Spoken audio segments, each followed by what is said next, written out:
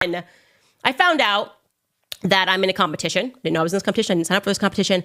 But I am not surprised to see this, I guess. I'm up for Antisemite of the Year. Yeah, so there is this group.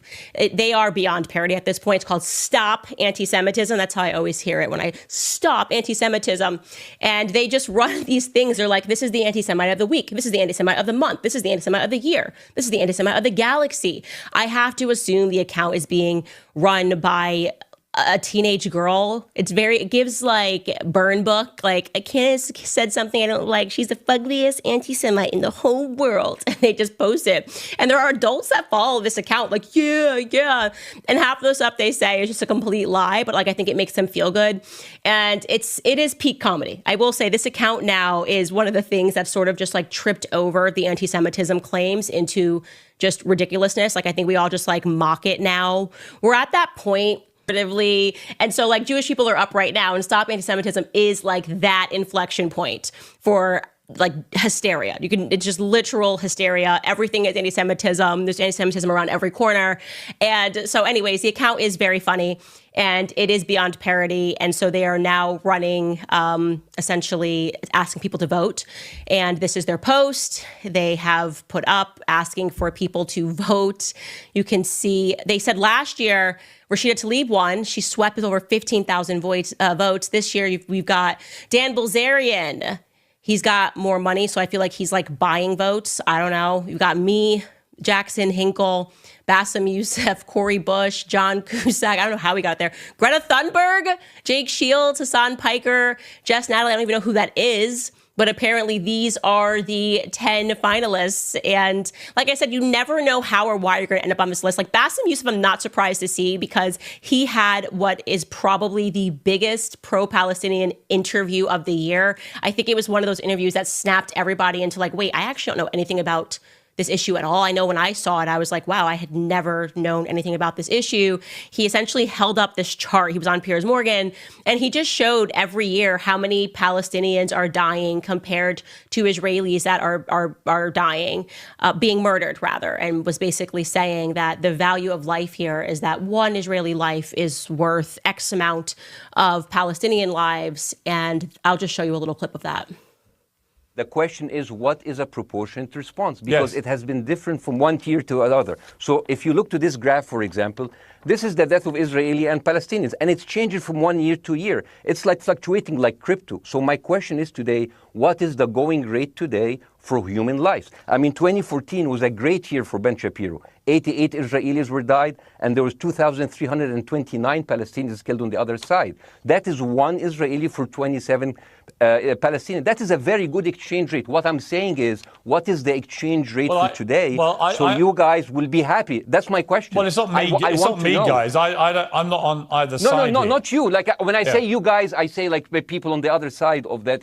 I know that you don't think like that, Piers. You're one of the good guys. But let me tell you something. I mean, the reason that I'm using this is that, I mean, I can't remember what happened in 2014, and there was no music festival, but there must be something. I mean, they must do something. It is their fault. It has to be something. I mean, 2018, 300 Palestinians died.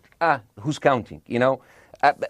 So the thing is, what my question is, let's find what is the exchange rate for human life today, so we expect the future death of Palestinians, and we'll be happy to it.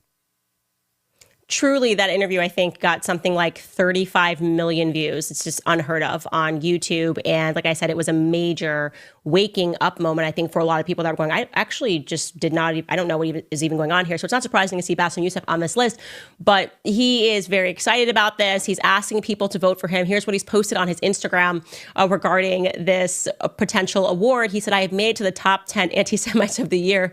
Please vote for me to win it. Dan Bilzerian and Candace are leading, and I can't lose this, guys. Go to my bio and vote for me. And he shares a link for people to vote for him. I mean, what do they expect? He's a literal comedian.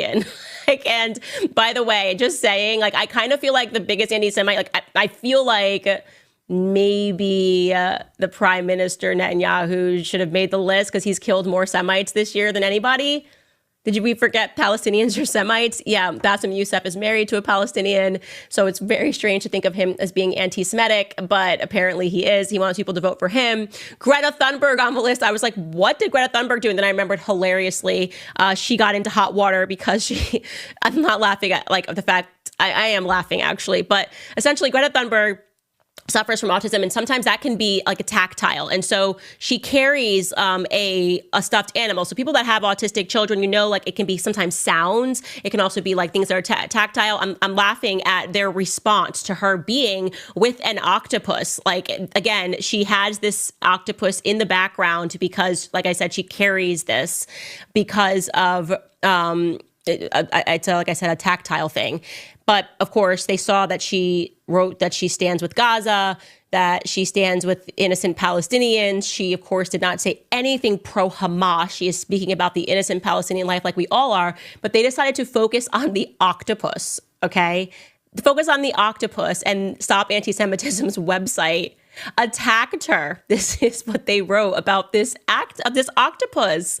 Do you guys have that post of what, or I think I have it in here. I can probably read it.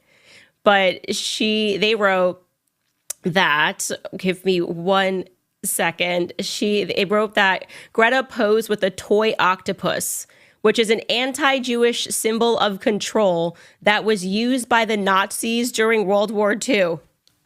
What? This is again like when you just see a white girl wearing a braid and they're like, you wearing that braid, you with that octopus, you knew what you were doing.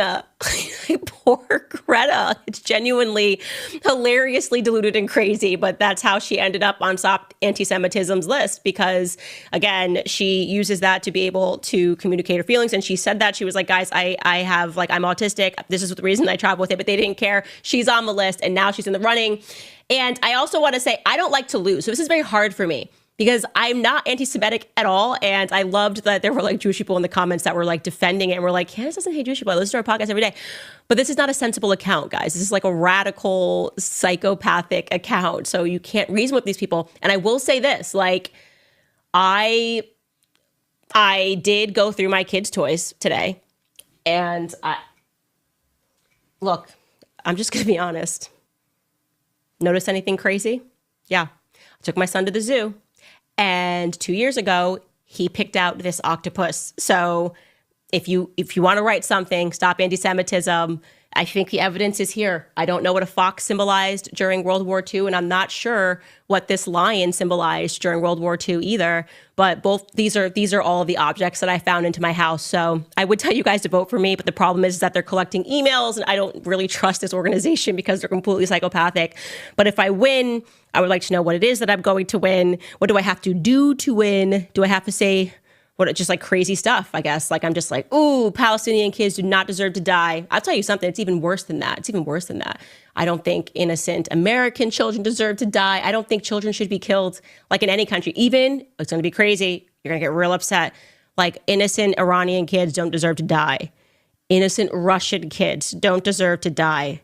I know they're just like furiously typing all this up. There's going to be so many articles tomorrow. They're going to be like, she's gone. She's basically Adolf Hitler. But anyways, guys, I'm in the running. I will keep you posted to see who wins. I feel like it's going to be Dan Bilzerian. But I also want to know what the process is, because I'm also very happy. Like, if they're accepting mail-in ballots in the middle of the night, I would like to know. So even if it looks like Dan Bilzerian is winning or Bassem Youssef is winning, we should maybe stop counting and see what I can deliver, because a lot of my fans mail in their votes at midnight. That's all I'm going to say about that.